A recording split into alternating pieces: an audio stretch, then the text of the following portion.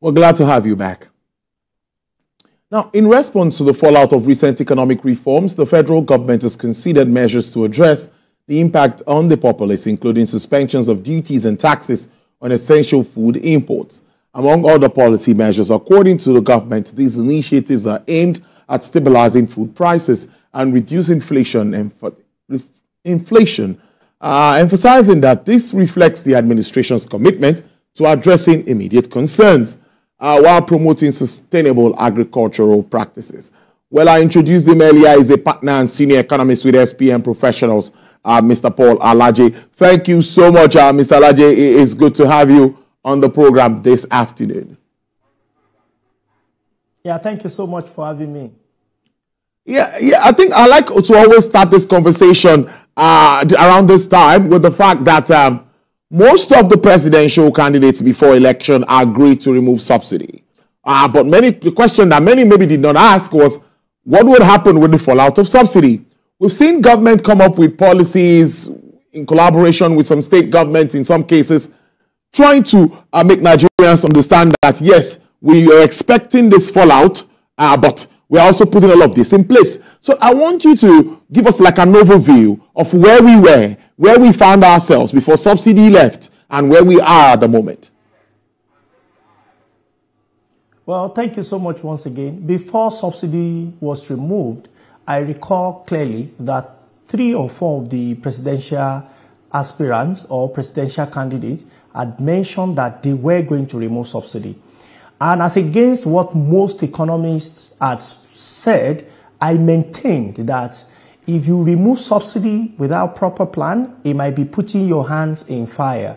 I believe those videos are still very much on YouTube to sound note of warning to all presidential candidates as at that time that there must be a clear plan. I didn't say that because I just felt you shouldn't remove subsidy or you should retain subsidy.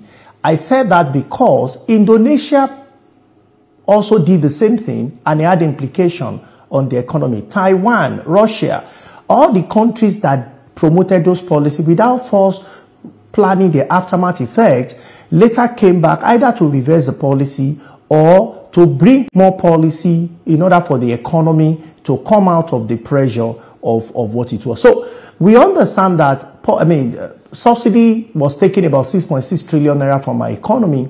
And what some organizations have advised Nigeria, and indeed many other organizations to do, is to remove subsidy outrightly. And this is not new.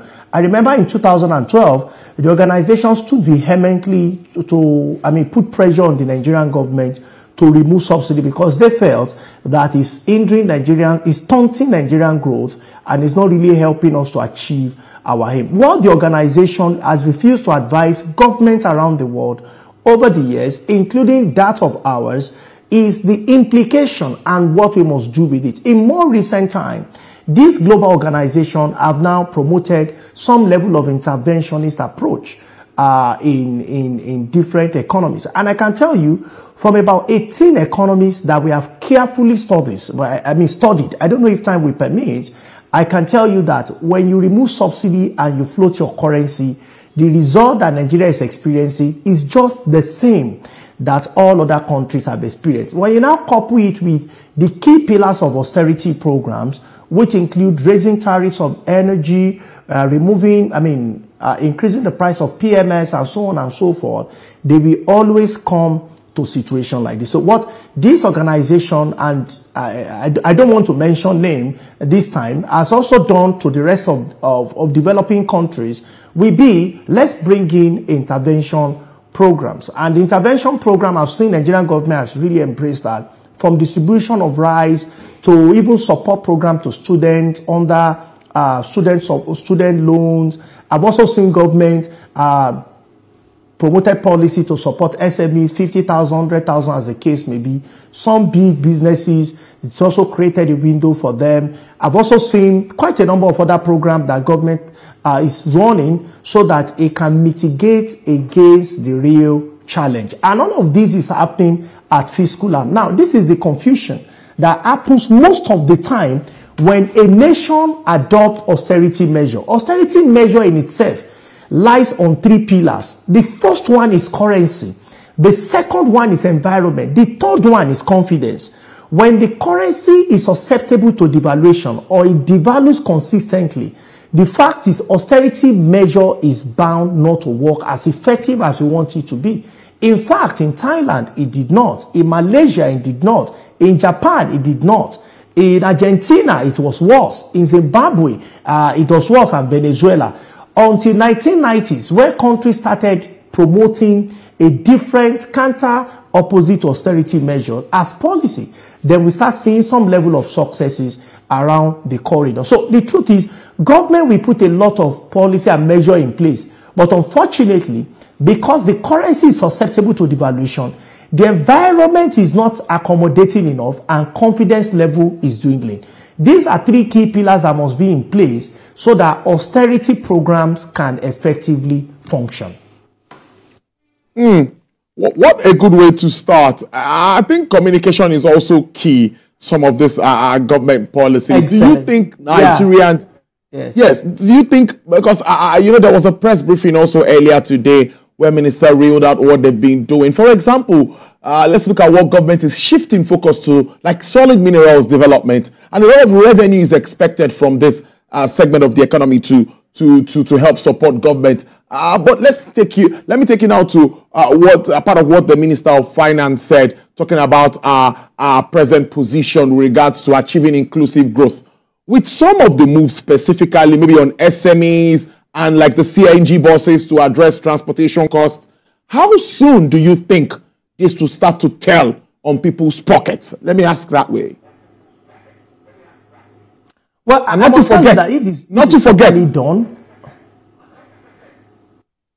forget, minimum wage now stands at 70,000 naira. That's more than 100% increase. Yes, you recall that you and I have spoken about minimum wage, and I said government and labor should agree to 100. But fair enough, we are above 30,000 naira minimum wage to about 70,000 naira minimum wage. And the president especially must put his foot to the ground that all states and local government pay this money. If you take the government to say your share of fact, government is going to pay your labor directly. If not, the demand side will be stunted. And when it's stunted, irrespective of the policy, if people don't have ability to buy, it will keep hurting the economy. That said, I've seen government, especially that of Niger, and a few other states had adopted CNG. Federal government has mentioned that CNG is also what they would adopt. The question is, will it be ubiquitous? If it is ubiquitous, people's disposable income will become stronger. The challenge many have is how strong or how feeble, how weak their disposable income has become. So to help labor and to indeed to help Nigerian citizens is to find alternative to transport system, which CNG's positions to be one. In fact, if government is looking at providing subsidy at this time or support, it is through mass transit. When there is having vehicles for people to move from one point to another, especially those who are going to work and popular routes that people use often, it will reduce the pressure. So those who want to go on cabs and taxis, it will now be a matter of choice. And if you check our nation, we still don't have intra-city train system. So it's also a huge concern. So what should we be doing?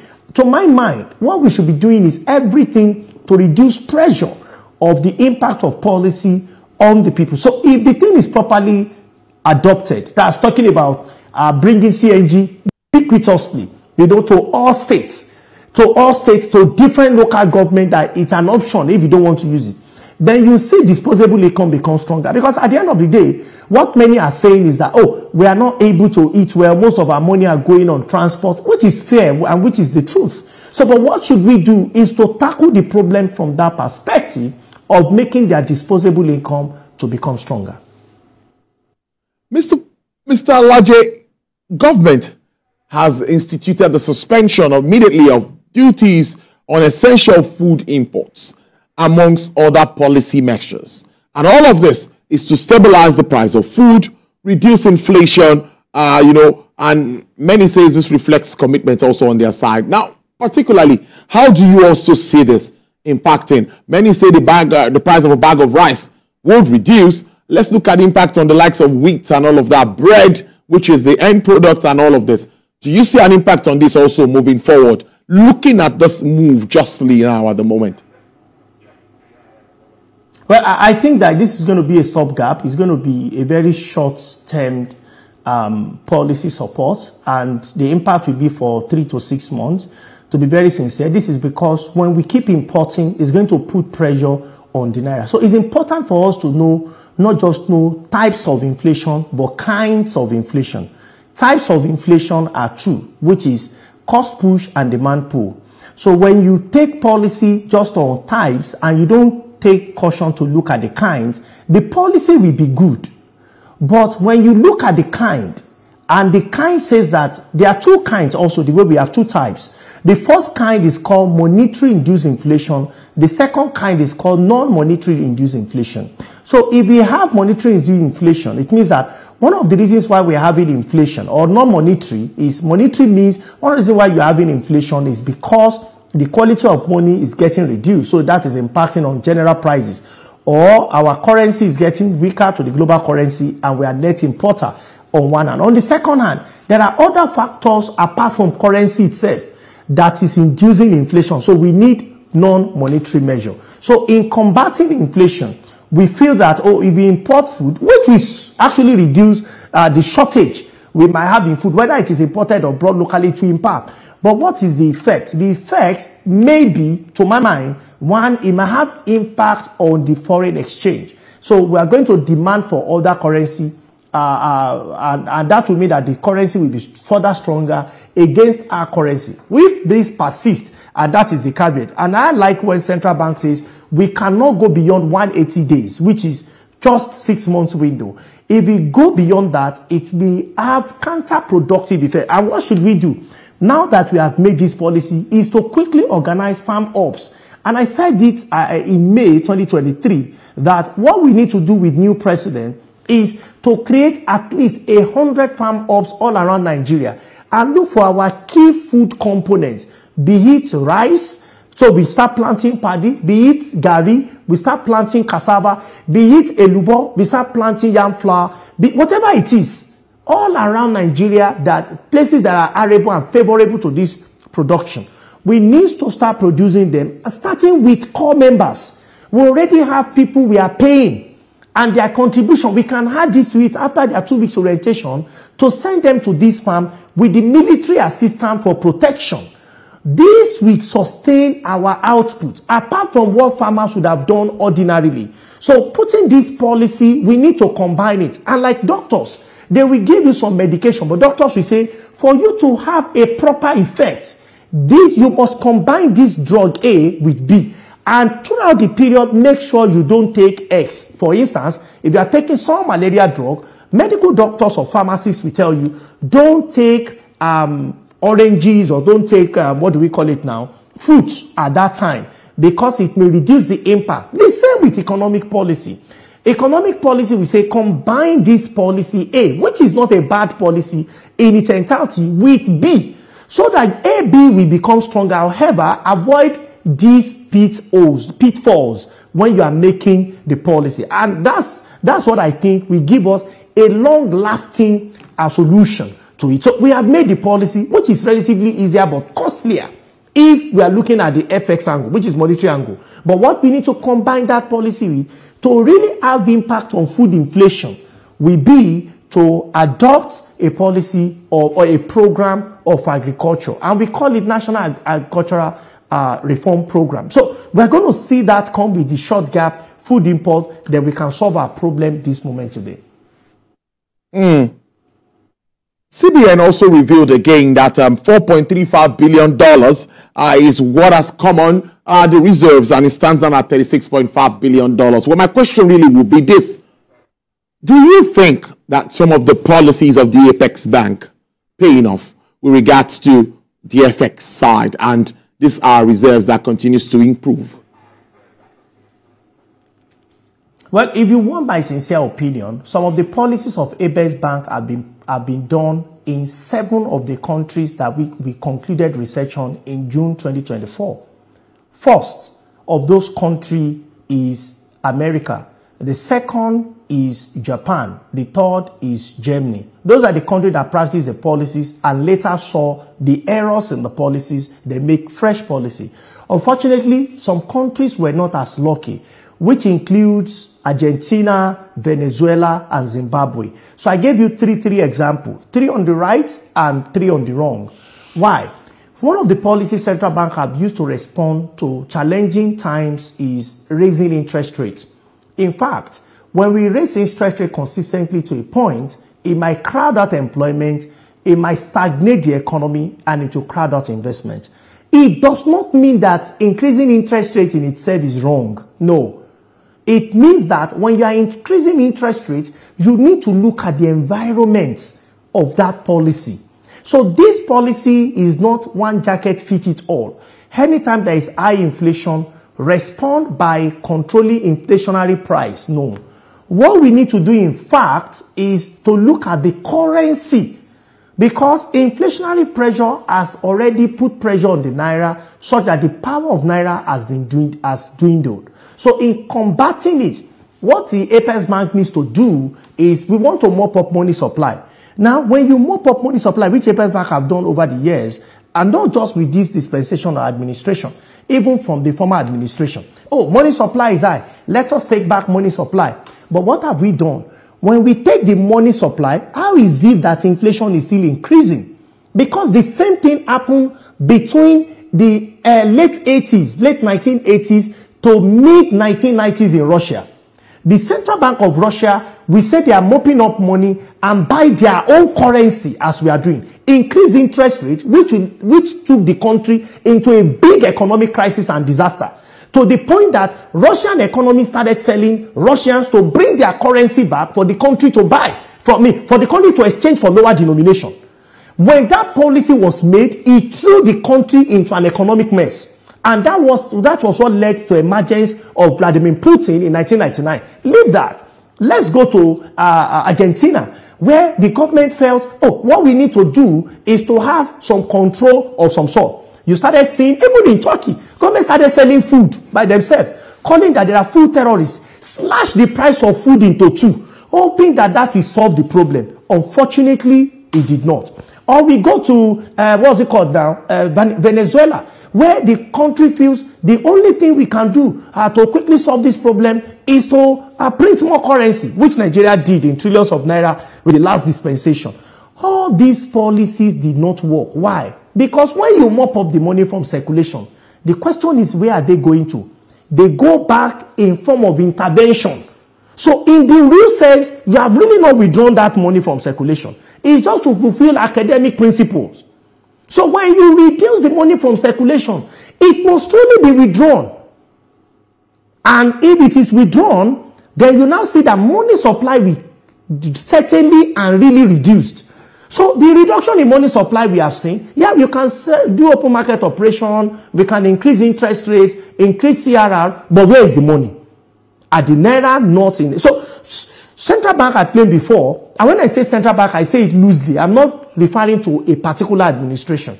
I said before that, oh, because people are not bringing out money, that is why we have excess money supply. But if you are not getting enough money, why are we still raising rates? Because on one hand, we need to survive. So as much as the plans of central bank is to achieve stability of exchange rate, the challenge is that the policies are not holistic. And I want to admonish and also advise monetary policy makers that we need to look at both sides of the coin so that our policy can achieve much desired results. And the truth is, Mr. Tolu, I strongly believe that we can solve our economic challenges between 9 to 15 months. And I say this based on research available. Countries that have done it. We can solve these challenges between 9 to 15 months. Monetary authority, we have to take significant responsibility, and this will be combined with fiscal doses. If we don't do this, unfortunately, on one hand, we'll be looking for solution, or the other hand, problems will be showing up. And Nigeria is not the only country, funnily enough. I've cited countries that have adopted similar method, and to those who are not economic inclined, they are not economics quote and unquote persons, they look at it that all of these things is just putting money in their pocket. That may not be the case, but in the real sense, because people don't bother about effort, people bother about results. So that we don't have undesired results, we need to look carefully into policy convergence. We need to look carefully into processes of adopting policy. If not, I'm sorry, we might not have the desired results. Mr. Laji, I must thank you so much for this insight into the topic of discourse. Well, let's see how it all plays out. A lot of moves being made. We have to continue moving and see what happens. Like many will say, that common line, I hope there will be light at the end of the tunnel, because economists like you would agree with me that in the first instance, that was how we started our conversation, that everyone agreed that subsidy needed to go. And of course, opening up our FX market was also something very important. But we'll keep a tab on all of this, follow up with government policies and how it reflects on the masses. Do enjoy the rest of your day, and thank you always for being there for us on Business Nigeria. We appreciate it. Thank you so much for having me.